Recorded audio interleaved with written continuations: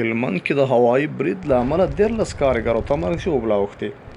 د هلمند ولایت په ګرشک ولسوالۍ کې د دولتي الوتکو هوایي برید له امله لږ تر لږه 13 کارګرو ته د مرګ ژوبلې اوښتو خبر ورکړل شوی دی. دا پیښه پرون د شنبې په ورځ غرمه د ګرشک ولسوالۍ مهاجر بازار سیمه کې هغه مهال رامنځته شوه کله چې دولتي الوتکو د یو سیمه ییز کس حاجي نظر اکا د کارګرو په سرای بمبار وکړ.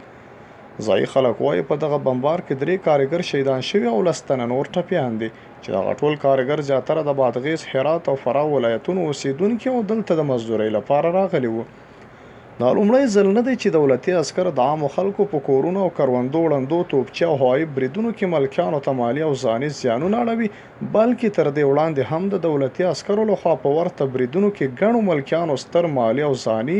زیانونه اوښتي دي. 11 ورځې مخکې هم دولتي عسکرو په یاده سیمه کې د توپچي برید پر مهال د بزګرانو یوه خونه ویجاړه کړې او 15 تنه بزګران چې واړه ورونه وو شهیدان کړي وو. له دې پیښې 4 میاشتې وړاندې هم د میوند قلي اردو 4مې د ګرشک ولسوالۍ په یاده سیمه کې پر ولسي بازار د توپونو او هوانونو برید کې لسګونو ملکیانو ته مرګ ژوبله واړوله او د میلیونونو افغانیو مالونه ورته ضایع کړل.